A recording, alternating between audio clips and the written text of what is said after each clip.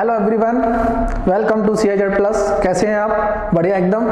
तो आज हम पढ़ने वाले हैं फ्लूइड मैकेनिक्स का शानदार टॉपिक जिसे बोलते हैं फ्लो थ्रू पाइप्स। इससे प्रीवियस लेक्चर में हमने देखा था डायनामिक्स, फ्लूइड डायनामिक्स क्या होता है, जिसमें यूलर्स इक्वेशन, बर्नौली इक्वेशन के बारे में हमने पढ़ा था। यूलर इक्वेशन के अजम्पशन क्या हैं, बर्नौली इक्वेशन के अजम्पशंस क्या क्या होते हैं, इक्वेशन के जो टर्म्स थे उनकी यूनिट क्या थी, एप्लीकेशन ऑफ बर्नौली इक्वेशन क्या थे। उम्मीद करता हूं आपको प्रीवियस लेक्चर के सारे कंसेप्ट समझ में आ गए होंगे, आपने क्वेश्चन भी प्रैक्टिस कर लिए होंगे। बहुत अच्छे। जैसा कि आपको पता है SSC JEE मैकेनिकल इंजीनियरिंग का क्रैश कोर्स चल रहा है 2020 एग्जाम के लिए, जो कि आपका मार्च में होने वाला है। Even this course is also useful for the all state level of junior engineer exam and assistant engineer exam and for PSU exam also.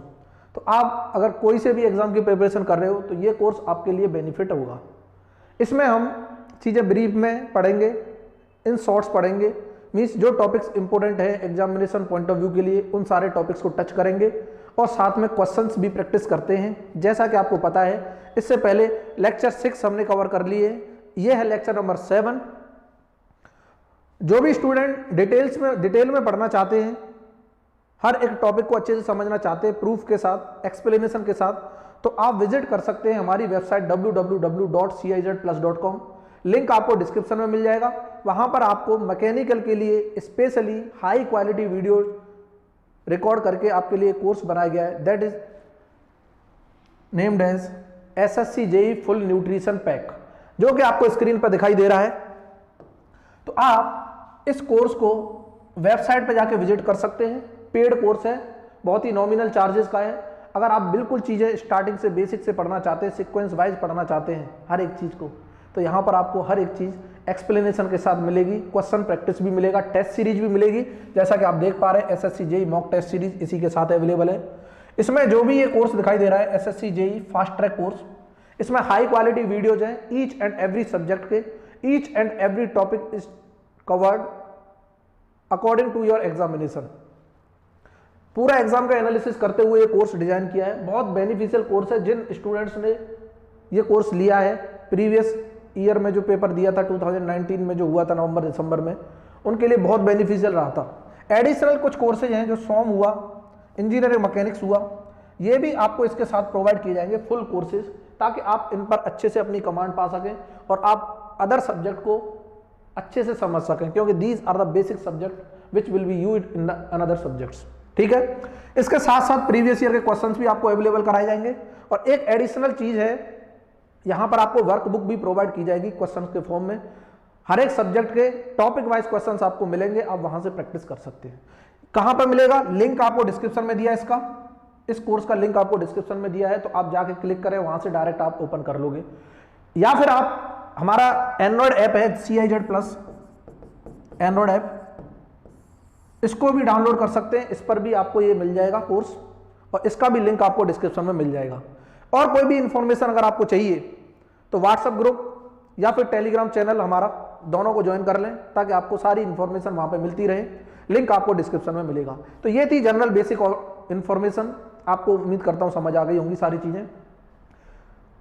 तो आज हम फर्दर अपना टॉपिक स्टार्ट करेंगे फ्लो थ्रू पाइप्स। इससे पहले फ्लूइड डायनामिक्स के कुछ questions पे मैं नजर दिखाऊंगा आपको, कि आप क्वेश्चन प्रैक्टिस करोगे यहाँ पे मेरे साथ, किस टाइप के क्वेश्चन पूछे जाते हैं एग्जाम में, वो सारी चीज़ें आपको देखनी है। एग्जाम में कैसे टाइप के क्वेश्चंस पूछे जाते हैं, SSC JEE हुआ, स्टेट लेवल का एग्जाम हुआ, PSUs हुए, तो इसी लेवल के क्वेश्चन आपको देखने को मिलेंगे। और यही क्वेश्चन बार बार रिपीट भी हुए हैं, एक एक क्वेश्चन 2-2, 3-3 बार पूछा गया है, क्योंकि कंसेप्ट तो लिमिटेड है, क्वेश्चन तो हर साल आने हैं। तो उन्हीं क्वेश्चन को क्या करेगा, लैंग्वेज को घुमा फिरा के पूछता रहता है।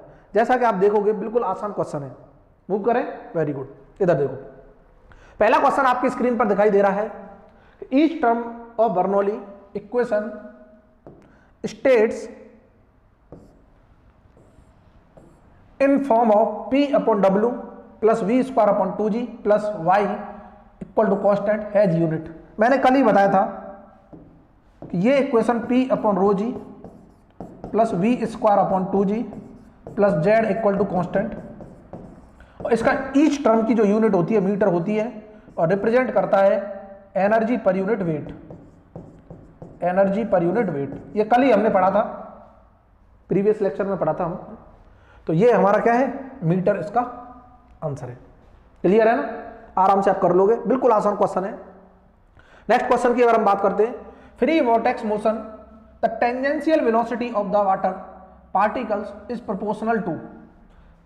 प्रीवियस लेक्चर में ही डिस्कस किया है हमने, जो लास्ट लेक्चर था, कि फ्री वॉर्टेक्स में velocity is inversely proportional to R होती है फ्री में, और फोर्स में भी देखा था, फोर्स में जो वेलोसिटी होगी वो डायरेक्टली प्रोपोर्शनल टू आर होगी, और this velocity is tangential velocity. तो इसका आंसर आप तुरंत टिक कर दोगे 3, तो only 3 is correct, option C is the correct.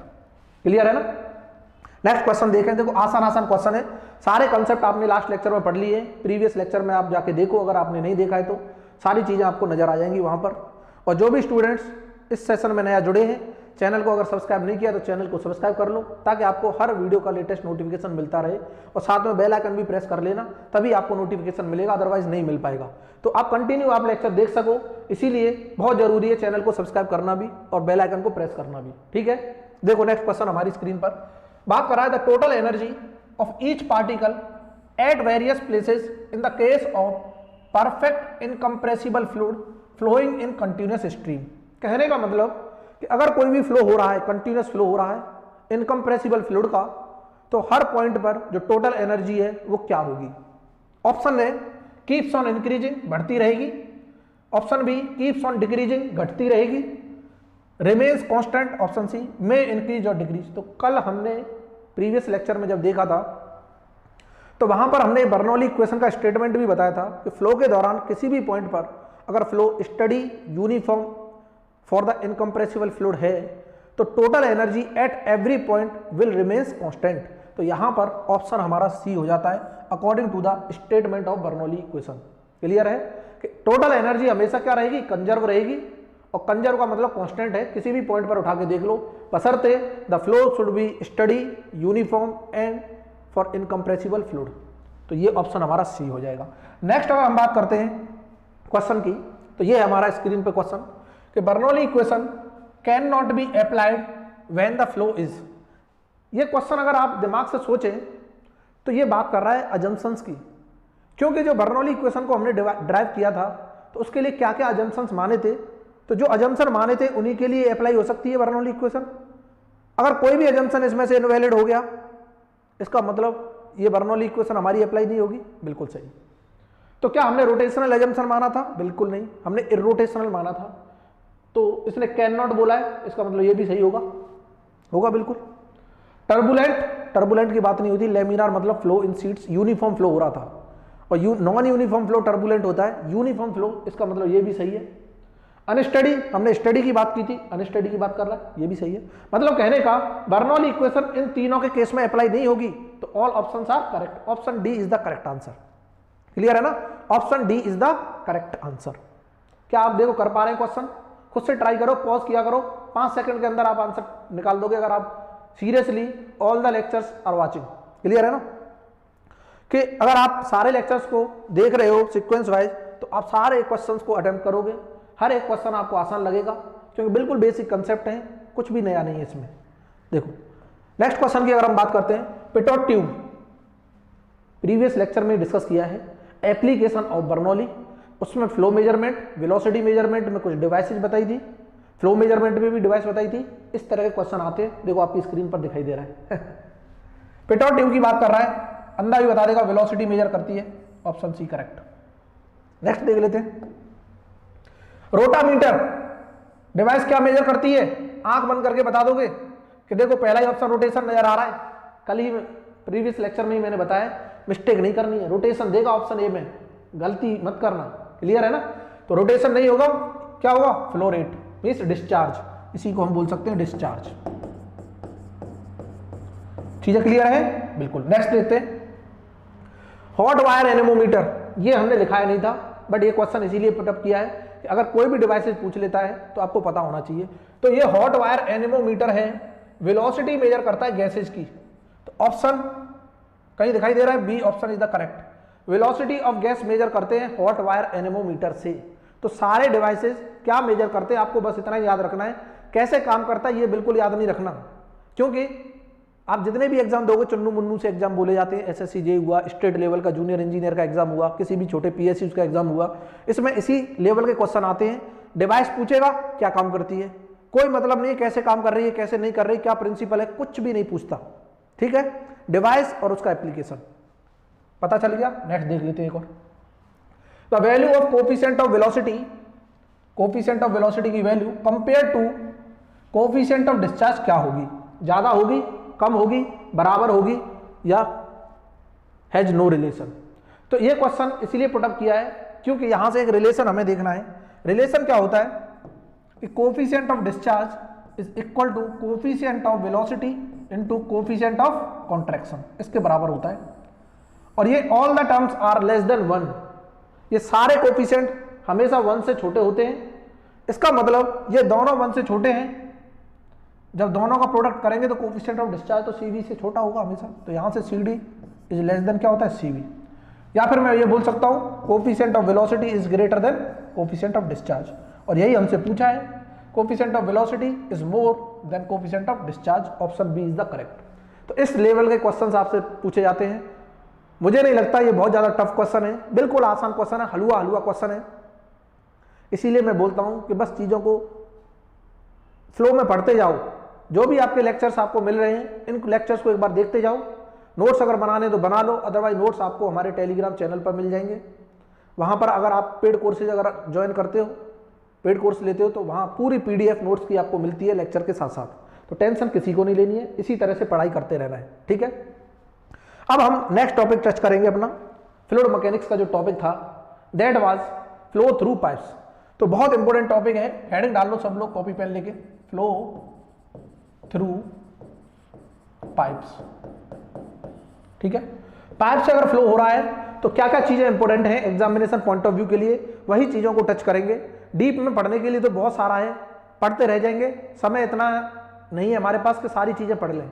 तो यहां पर हर एक टॉपिक को टच करेंगे जो एग्जामिनेशन पॉइंट ऑफ व्यू के लिए बहुत इंपॉर्टेंट है, सारे सब्जेक्ट का। ये क्रैश कोर्स स्टार्ट हुआ है तो सारे सब्जेक्ट के टच होंगे, बशर्ते आपका सपोर्ट चाहिए। आप चीजों को ज्यादा से ज्यादा शेयर करो, जितने ज्यादा लोग इस वीडियोस को देखेंगे, लाइक करेंगे, उतना ही मोटिवेशन हमारा बढ़ेगा। हो सकता है हम और डीप लेवल में आपको पढ़ाना स्टार्ट कर दें, क्लियर है ना। बाकी वो इंपॉर्टेंट टॉपिक्स तो टच करने ही करने हैं, तो आप पे डिपेंड करेगा आप किस तरह से पढ़ना चाहते हैं। बोलो सर क्या बात कर रहे हो, ठीक है। फ्लो थ्रू पाइप्स का मतलब अगर पाइप से फ्लो हो रहा है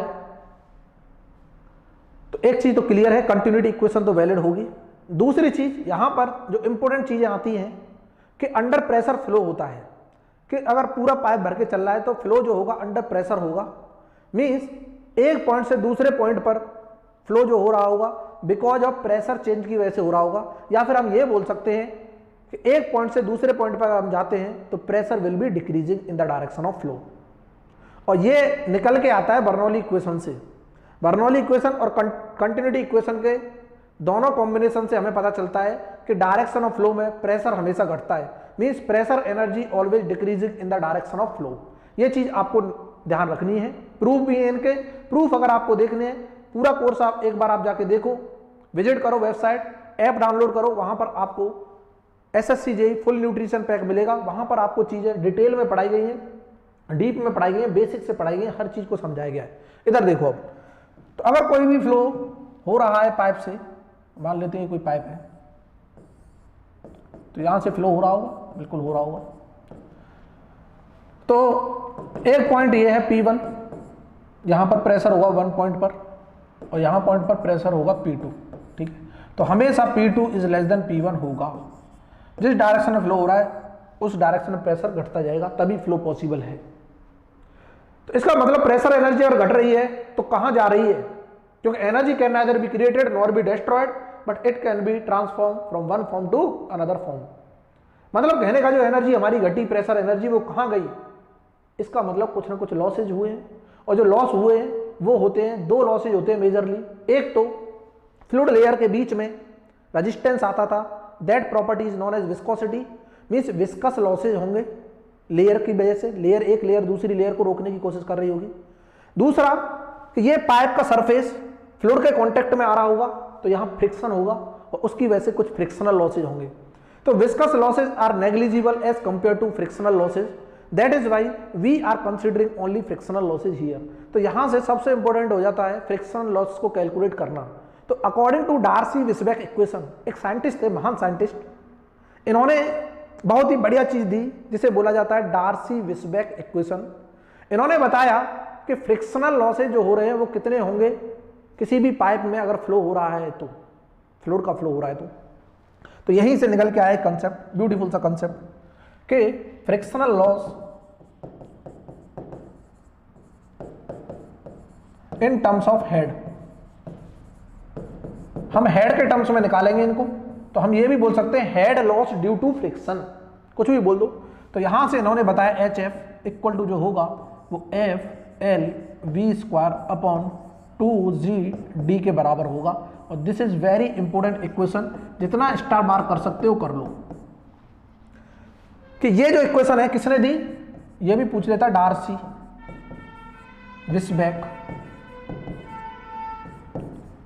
इंग्लिश देख लेना एक बार, इक्वेशन, ठीक है। स्पेलिंग में ज्यादा कुछ रखा नहीं है, आपको पता होना चाहिए डार्सी-विसबेक इक्वेशन। तो यहां पर जो टर्म्स हैं उनको बहुत इंपॉर्टेंट है याद पता करना। क्या क्या टर्म है इधर देख लेते हैं। ये जो F टर्म है इसको बोलते हैं फ्रिक्शन फैक्टर,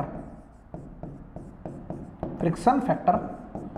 और ये होता है F equal to 4 times F' के बराबर, where F' is coefficient of friction. अगर हम बात करते हैं F' कोफिशिएंट ऑफ फ्रिक्शन, बाकी ये चीज हम लिखेंगे नहीं, बस बताएंगे। आप नोट बनाते रहो, सुनो और अपने नोट्स बनाते रहो। L is the length of pipe, अगर मैं बात करता हूं तो ये लेंथ ऑफ पाइप है, यहां से यहां तक length of the pipe. D is the diameter of pipe, ठीक है। G ग्रेविटेशनल कांस्टेंट पता है। V average velocity of the flow, V क्या है, जिस वेलोसिटी से फ्लो हो रहा होगा, V एवरेज वेलोसिटी।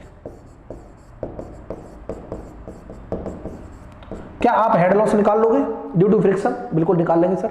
और यही था हमारा कंसेप्ट जो कि डार्सी-विसबेक ने दिया। यहां तक चीजें क्लियर है। जैसे ही हेड लॉस की बात आई तो अब लॉसेज की बात आती है कि लॉसेज पाइप में क्या क्या होंगे वो बता दो सर।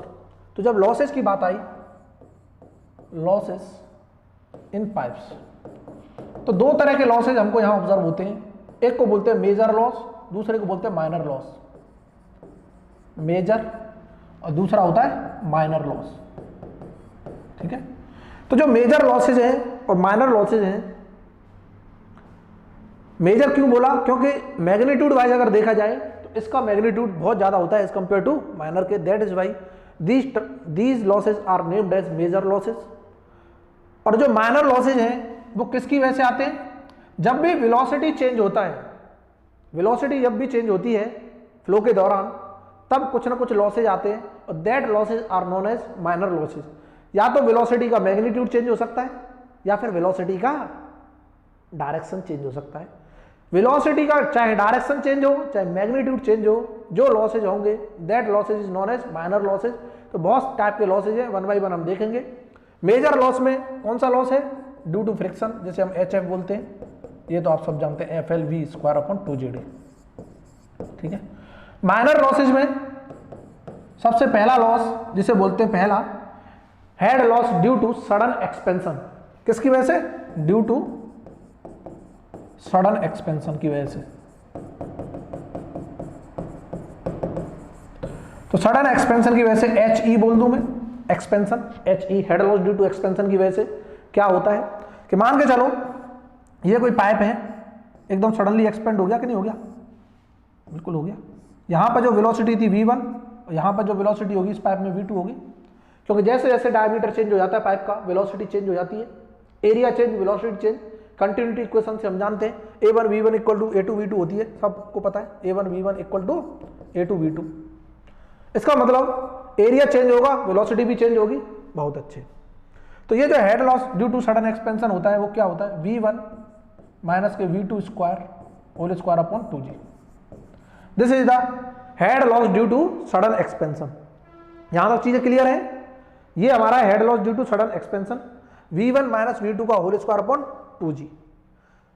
ये पहला माइनर लॉस है। दूसरा माइनर लॉस की अगर हम बात करते हैं, सेकंड माइनर लॉस अगर सर एक्सपेंशन हो रहा है मीन्स डायमीटर बढ़ रहा है, हो सकता है डायमीटर कम भी हो रहा हो किसी पॉइंट पर जाके, सडन कॉन्ट्रैक्शन हो रहा होगा तब भी कुछ ना कुछ वेलोसिटी चेंज हुई होगी, तब जाके जो लॉस होते हैं उन्हें बोलते हैं head loss due to sudden contraction. वाह, लो दूसरा जो माइनर लॉस सडन कॉन्ट्रैक्शन की वजह से, head loss due to sudden contraction, मैं खाली शॉर्ट में लिख रहा हूं, ज्यादा टाइम वेस्ट नहीं करना है।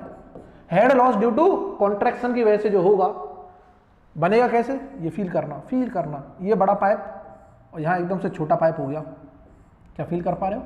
बिल्कुल। यहाँ से जो वेलोसिटी है इसको बोलते हैं v1 और यहाँ से जो वेलोसिटी है इसको बोलते हैं v2।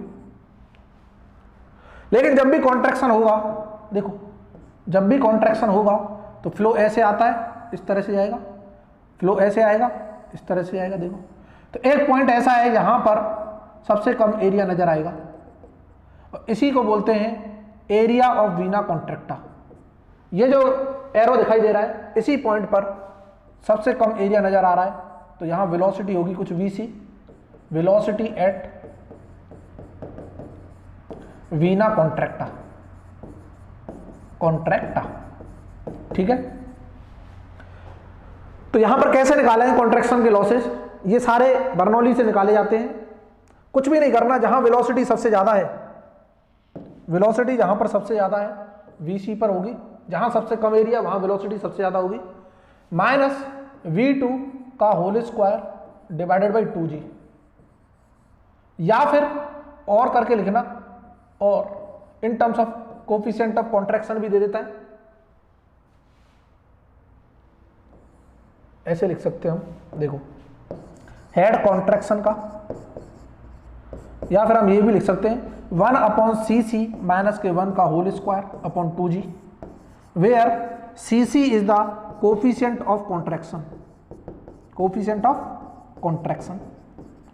और इसका अगर वैल्यू अगर हमें निकालना है, cc is the ratio of area at vena contracta बता दो divide by area of 2, this is the coefficient of contraction.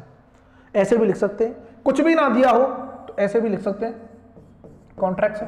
तीन तरीके से इसको डिफाइन किया गया है कि इसका 1/cc माइनस 1 का होल स्क्वायर जब कैलकुलेट करेंगे तो ऑलमोस्ट इक्वल टू 0.5 आता है, तो यहां पर 0.5 ले लो, वेलोसिटी का स्क्वायर कर दो डिवाइड बाई 2g, और ये वेलोसिटी जो होगी सेकंड पाइप में जो जा रही है वो वाली होगी, कॉन्ट्रैक्ट होने के बाद जो वेलोसिटी है दैट वन।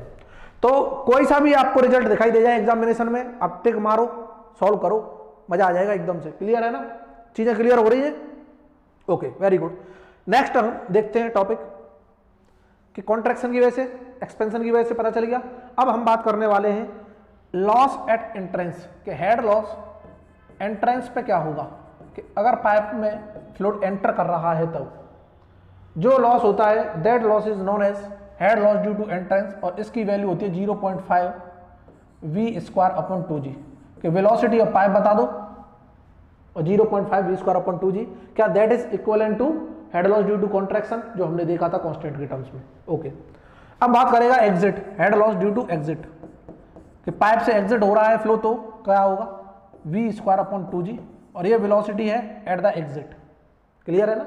एक चीज क्लियर हो गई कि जितने भी लॉसेज हैं इन टर्म्स ऑफ वेलोसिटी आ रहे हैं, पहले ही हमने बोला था कि वेलोसिटी का अगर मैग्नीट्यूड या फिर डायरेक्शन चेंज होता है तो वहां पर लॉसेज होते हैं, और that losses are known as minor losses, और these are all the categories of minor losses. कि चार लॉसेज हमने देख लिए माइनर में, सडन एक्सपेंशन, कॉन्ट्रैक्शन, एंट्रेंस और एग्जिट। एक होता है बेंडिंग की वजह से, अगर पाइप बेंड कर रहा है तो क्या लॉस होगा, तो head loss due to bending of pipe, तो ये होता है k इंटू वेलोसिटी का स्क्वायर अपॉन 2g, और k क्या है, बेंडिंग फैक्टर, बेंडिंग फैक्टर कि पाइप जो बेंड हो रहा है उसका फैक्टर बता दो, और ये ऑलमोस्ट इक्वल टू 0.5 कंसिडर किया जाता है, अगर नहीं दिया हो तो, नहीं दिया हो तो ऑलमोस्ट इक्वल टू 0.5 कंसिडर करेंगे। क्या ये चीज क्लियर हुई? बिल्कुल। देख लो, अब इधर आ जाओ, यहां तक चीजें क्लियर है, लॉसेज आपको पता चल गए due to friction, head loss due to friction, minor losses, सारी चीजें पता चल गई। अब यहीं से हमने कल प्रीवियस लेक्चर में देखा था बर्नौली इक्वेशन क्या थी, P1 upon rho g plus V1 square upon 2g plus Z1 equal to constant, यही थी ना बर्नौली इक्वेशन? बिल्कुल थी सर। और इसका ईच टर्म क्या रिप्रेजेंट कर रहा था, एनर्जी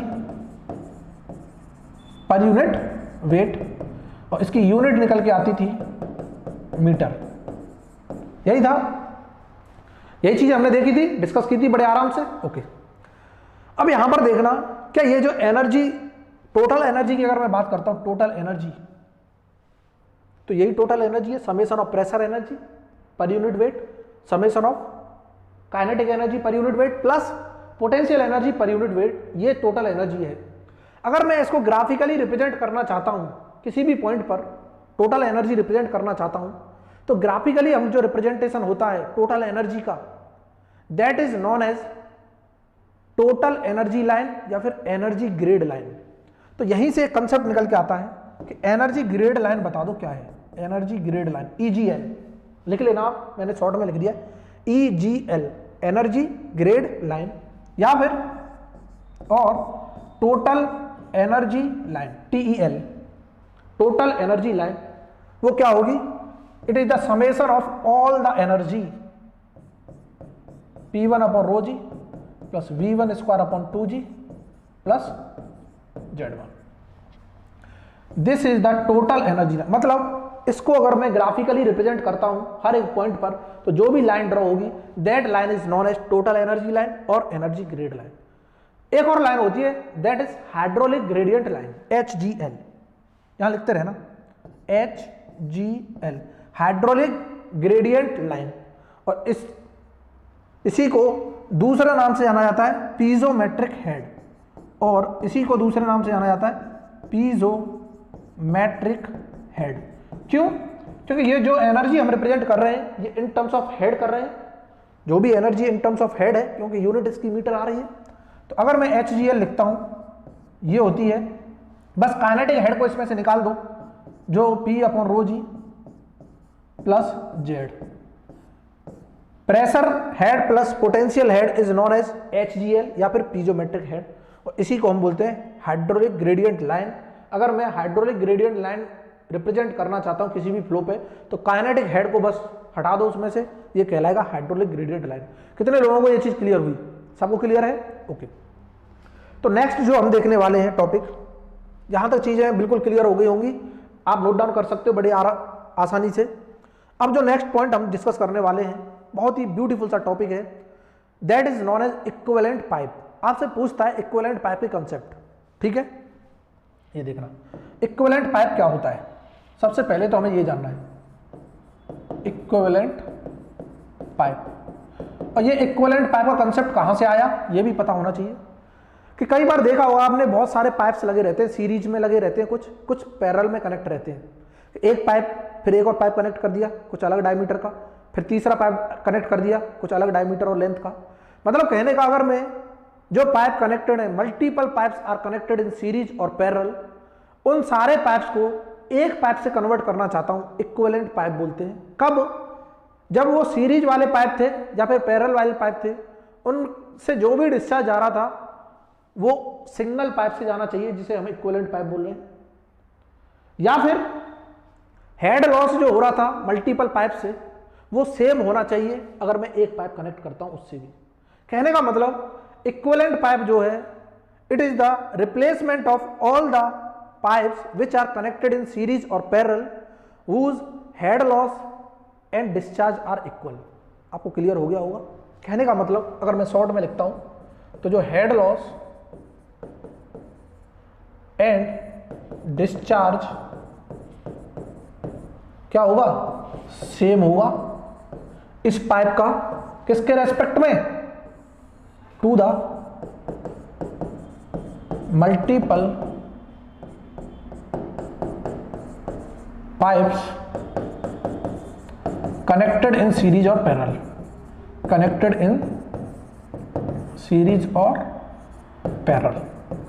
मतलब जो भी पाइप सीरीज और पैरेलल में कनेक्ट हैं, उनसे जो भी डिस्चार्ज आ रहा था या फिर उनमें जितना भी हेड लॉस हो रहा था वो बिल्कुल सेम होना चाहिए अगर मैं एक ही इक्विवेलेंट पाइप कनेक्ट कर रहा हूं उसके बराबर। और इक्विवेलेंट पाइप का कुछ लेंथ होगा, कुछ डायमीटर होगा।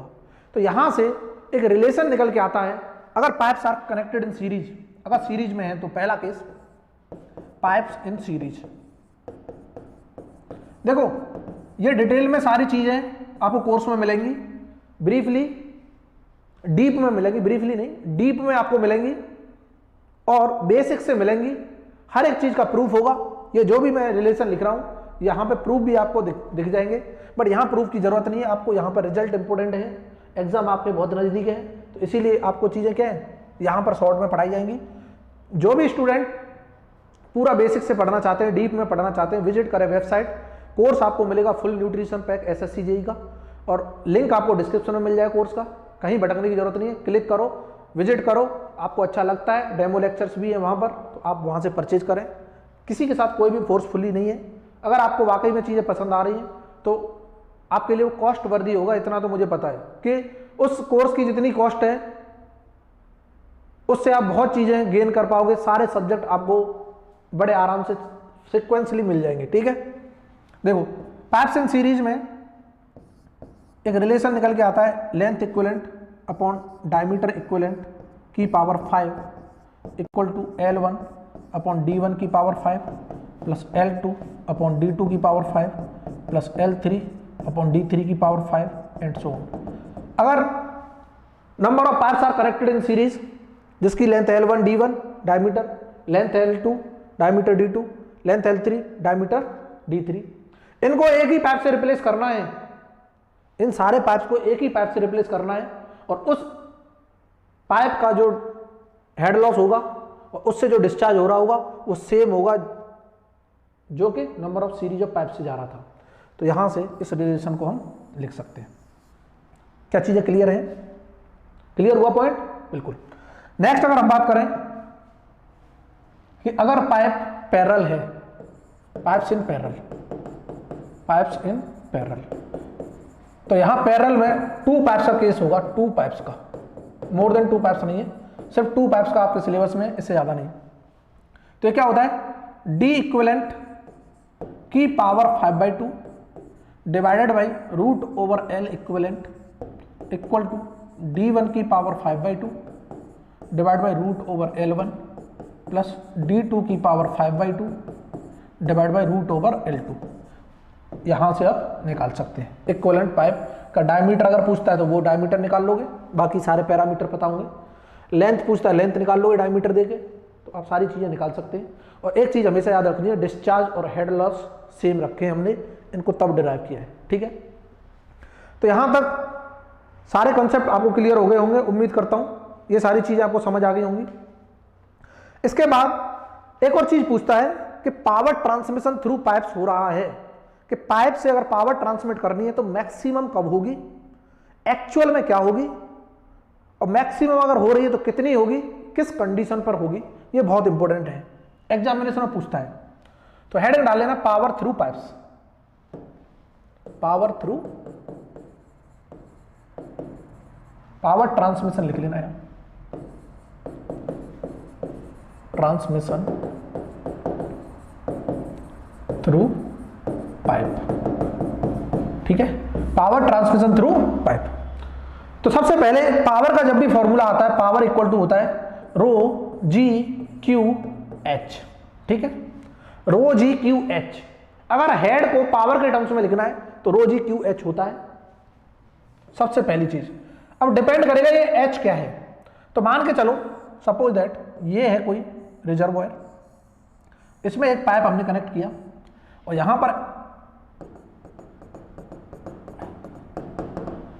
पर कुछ हेड था H, इसको हमने बोल दिया कैपिटल H। ठीक है, ये तो जनरल फॉर्मूला है पावर का। ये क्या, जनरल हेड से जनरल फॉर्मूला है पावर निकालने का। अब एग्जिट पर जो भी हेड होगा H आउटलेट, वो क्या होगा, कुछ लॉस हुआ होगा, तो जो लॉस हुआ होगा वो HF होगा, head loss due to friction होगा। तो H आउटलेट अगर हम पता करते हैं वो होता है H आउटलेट कि H माइनस HF बता दो, बिल्कुल होता है।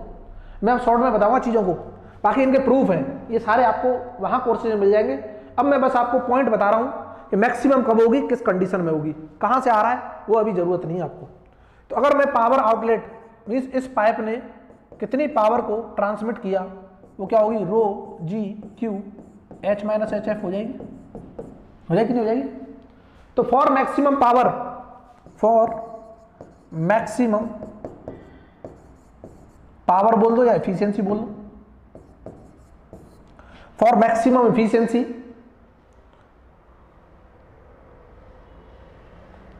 मैक्सिमम पावर, एफिशिएंसी भी निकाल लें कोई दिक्कत नहीं। फॉर मैक्सिमम पावर क्या कंडीशन होगी कि पावर हमारी मैक्सिमम हो, तो एच एफ जो हेड लॉस है वो टोटल हेड डिवाइड बाई 3 के बराबर होता है। ये प्रूफ है। कहां से आता है? पावर निकाली, इसको डिफरेंशिएट करेंगे with respect to velocity, velocity के रेस्पेक्ट में डिफरेंशिएट करेंगे तो यहां से ये टर्म्स निकल के आ जाएंगे। क्लियर है ना? जल्दी बताओ। तो ये फॉर पावर मैक्सिमम के लिए, फॉर पी मैक्स। अगर एफिशिएंसी अगर हमें चाहिए, एफिशिएंसी क्या होती है कि पावर आउटलेट पे हमें क्या मिली और इनलेट पे पावर क्या थी, power outlet divide by power inlet, या फिर हम बोल सकते हैं एच आउटलेट पे हमें क्या मिला, इनलेट पे क्या था।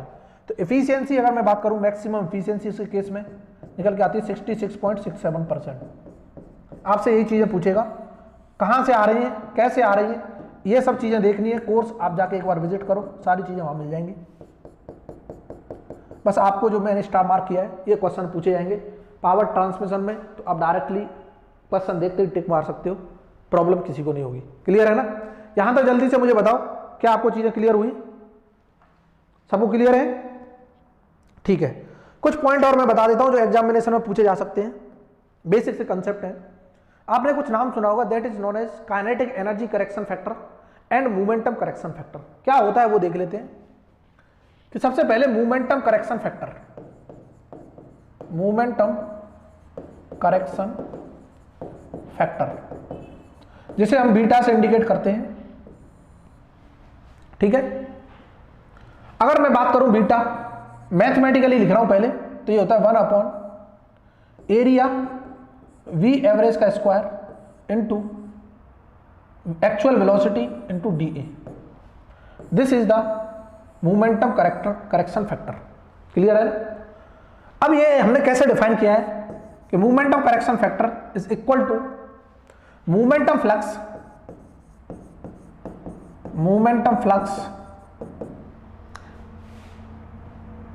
यूजिंग एक्चुअल वेलोसिटी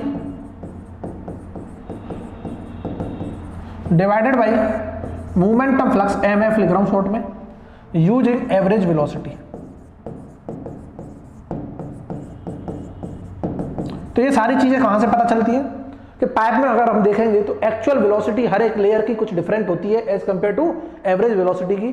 जो अब नेक्स्ट लेक्चर में जो हम पढ़ने वाले हैं फ्लो, लेमिनार फ्लो, उसमें मैं बताऊंगा हर लेयर की वेलोसिटी क्या होती है, मैक्सिमम वेलोसिटी कहां होती है, एवरेज वेलोसिटी क्या होती है और एवरेज का मैक्सिमम के साथ रिलेशन क्या होगा। हम नेक्स्ट लेक्चर में ये चीजें देखने वाले हैं। क्लियर है ना? ये क्लियर हुआ? अब ये पूछेगा बीटा की जो वैल्यू है ये होती है 1.33 फॉर लेमिनार फ्लो। आपसे जो क्वेश्चन है पूछ सकता है, वो मैं बता रहा हूं चीजें। इनके प्रूफ हैं, ये जो मैंने रिजल्ट लिखा है इन सबके प्रूफ हैं, कोर्स में आपको मिलेंगे, टेंशन नहीं लेनी है। बट यहां पर चीजें आपके लिए इतनी इंपॉर्टेंट है जितनी मैं बता रहा हूं। बीटा की वैल्यू ये होती है 1.03 से लेके ऑलमोस्ट 1.06 तक फॉर टर्बुलेंट फ्लो। क्लियर है ना? ये चीज क्लियर हुई? मोमेंटम करेक्शन फैक्टर के बारे में पता चल गया क्या होता है, कैसे निकलता है, कितनी वैल्यू होती है लेमिनार और टर्बुलेंट के लिए। अब जैसे ही लेमिनार और टर्बुलेंट की बात आई, लेमिनार फ्लो और टर्बुलेंट फ्लो की बात आई, आपको पता ही है लेमिनार फ्लो किस नंबर से पता चलता है? रेनॉल्ड्स नंबर से। रेनॉल्ड नंबर की हेल्प से हम लेमिनार फ्लो पता करते हैं, टर्बुलेंट फ्लो भी रेनॉल्ड नंबर की हेल्प से पता करते हैं। कि अगर रेनॉल्ड नंबर की वैल्यू 2000 से कम है, प्रीवियस लेक्चर में मैंने लिखाया भी होगा, तो उसे बोलते हैं लेमिनार फ्लो। अगर रेनॉल्ड नंबर की वैल्यू 4000 से ज्यादा है तब होता है टर्बुलेंट फ्लो, और दोनों के बीच में है 2000 और 4000 के बीच में, उसे बोलते हैं फ्लो इन ट्रांजिशन। तो ये चीजें आपको क्लियर है।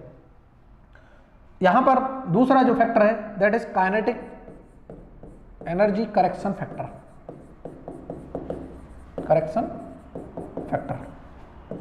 इसको हम अल्फा से इंडिकेट करते हैं। ये अल्फा जो होता है 1 एरिया एवरेज वेलोसिटी का Q integration of actual velocity into D ए। ठीक है, यहाँ पे वी क्यू होगा आई थिंक, एक बार चेक करना, वी नहीं होगा, वी क्यू होगा जहां तक कि मुझे पता है, हाँ वी क्यू होगा, ठीक है। उधर भी हमने शायद खाली वी लिख दिया है ना, हाँ इधर वी स्क्वायर होगा, ओके ओके, हो जाती है मिस्टेक कई बार, टेंशन नहीं लेनी, ठीक है। ये रिजल्ट एकदम करेक्ट है, वेलोसिटी स्क्वायर होगा यहाँ, ये एक्चुअल वेलोसिटी है, वी एवरेज, ये क्या है एवरेज वेलोसिटी, और वी क्या है actual velocity, actual velocity. Similarly आगे भी यही है, ठीक है। तो अल्फा भी लिख सकते हो आप, अल्फा क्या है, kinetic energy flux using actual velocity divided by kinetic energy flux using average velocity. Alpha की वैल्यू अगर पता करते हैं तो 2 होता है लेमिनार के लिए, लेमिनार फ्लो के लिए, और अल्फा की वैल्यू 1.33 होती है टर्बुलेंट के लिए, ठीक है। तो ये पूछता है आपसे, बहुत इंपॉर्टेंट रिजल्ट है, स्टार मार्क कर लो। सबके प्रूफ है कोर्स में दिए हुए हैं, फिर मैं बोलूंगा अगर आप सारी चीजें सीक्वेंस वाइज पढ़ना चाहते हो, डीप में पढ़ना चाहते हो, बेसिक से सीखना चाहते हो, प्रूफ भी जानना चाहते हो, तो एक बार कोर्स विजिट करो, देखो कोर्स, परचेज करो, बहुत ही नॉमिनल चार्जेस का है, वेबसाइट पे मिलेगा, लिंक आपको डिस्क्रिप्शन में मिल जाएगा कोर्स का, एंड्रॉइड ऐप का भी लिंक डिस्क्रिप्शन में मिल जाएगा। अगर और भी इन्फॉर्मेशन अगर आपको चाहिए हर कोर्स से रिगार्डिंग, तो व्हाट्सएप ग्रुप, टेलीग्राम चैनल का भी लिंक आपको डिस्क्रिप्शन में दिया हुआ है, ज्वाइन कर लें और वहां पर आप कोई भी इंफॉर्मेशन पूछ सकते हैं रेंडमली। ओके, यहां तक चीजें आपको क्लियर हो गई होंगी उम्मीद करता हूं। तो लेक्चर का टाइम भी काफी हो गया है, तो नेक्स्ट लेक्चर में हम देखने वाले हैं इससे रिलेटेड कुछ क्वेश्चंस। जैसा कि आपको पता चल गया है हमारा जो कंसेप्ट है पढ़ने का, चीजों को सॉल्व करने का, वो क्या है, पहले हम थ्योरी पढ़ लेते हैं, तो नेक्स्ट डे ही आते ही हम क्वेश्चन प्रैक्टिस कर लेते हैं, ताकि आपने चीजें पढ़ी हैं तो आप क्वेश्चंस अटेम्प्ट कर पाएं और with in the fraction of second आप क्वेश्चन कर सकते हैं। क्लियर है? इसके बाद जो नेक्स्ट लेक्चर में हम जो टॉपिक पढ़ेंगे that will be laminar flow and dimensionless number, जो कि इंपॉर्टेंट टॉपिक्स हैं according to your examination point of view. तो वो चीजें हम टच करेंगे तो आपका फ्लूइड मैकेनिक्स ऑलमोस्ट कवर हो जाएगा। टर्बुलेंट फ्लो इतना आता नहीं है और बाउंड्री लेयर के भी कंसेप्ट आपके कम आते हैं, गेट में बहुत ज्यादा पूछे जाते हैं, इसलिए उन चीजों को हम टच नहीं करेंगे। लेकिन कोर्स में हमने वो भी पढ़ाया हुआ है कि अगर 2-4 क्वेश्चन अगर पूछ लेता है तो वो भी चीजें आपको कोर्स में अवेलेबल है। यहाँ पर क्रैश कोर्स चल रहा है तो यहाँ जो इंपॉर्टेंट चीजें हैं वही डिस्कस करेंगे, सारी चीजें डिस्कस नहीं कर सकते, आपको पता ही है 7-8-9 लेक्चर में पूरा फ्लूइड मैकेनिक्स नहीं कवर हो सकता है, बट हाँ वो चीजें जरूर टच हो सकती हैं जो एग्जामिनेशन में पूछे जाने वाली हैं। ये सारी चीजें मैं आपको जो पढ़ा रहा हूँ ये एनालिसिस करके ही पढ़ा रहा हूँ, कोई ऐसे ही नहीं पढ़ा दे रहे हैं। क्लियर है ना? आपको दिखेगा कि जितने भी टॉपिक मैंने यहाँ पर डिस्कस किए हैं हर टॉपिक से क्वेश्चंस भर भर के पूछे जाते हैं और पूछे जाएंगे। जो पेपर आने वाला है मार्च में, मैं फिर बोल रहा हूँ मार्च में पेपर होगा 22 मार्च को, 23 मार्च को जिसका भी पेपर है, 22, 23, 24, 25 4 दिन हो रहा है। मैकेनिकल इंजीनियरिंग का जिस दिन भी पेपर है, पेपर देने के बाद मुझसे बोलना, ये कोर्स देखने के बाद, क्या हर क्वेश्चन यहां से टच नहीं हुआ क्या? इन टॉपिक से तो 100% टच होना है, जितने भी टॉपिक मैंने टच कराए हैं, बाकी के टॉपिक से भी आएंगे, लेकिन सारी चीजें तो कवर नहीं करा सकते तो ये क्रैश कोर्स ही क्या रह जाएगा, फिर तो फुल कोर्स ही चल रहा है। क्लियर है ना? उम्मीद करता हूं आपको लेक्चर पसंद आ रहे होंगे, मजा आ रहा होगा। वाकई में मजा आ रहा है तो वीडियो को लाइक किया करो, कमेंट भी किया करो अगर चीजें अच्छी लगती हैं तो। अगर वीडियो अच्छी नहीं लग रही डिसलाइक करो, लेकिन वहां वजह भी बताओ कि क्यों डिसलाइक कर रहे हो, ताकि हम चीजों को इंप्लीमेंट करें। क्योंकि आप बताओगे कुछ चीजें पसंद नहीं आ रही होंगी, तभी तो हम चीजों को आगे फर्दर इंप्लीमेंट करेंगे। वैसे तो हम फर्दर इंप्लीमेंट करते ही रहते हैं, हमें पता है कैसे एनालिसिस करना है पेपर का, किस तरह से आपको पढ़ाना है। ठीक है, चलो फिर से नेक्स्ट लेक्चर में मिलते हैं, तब तक के लिए tata bye bye, thank you so much.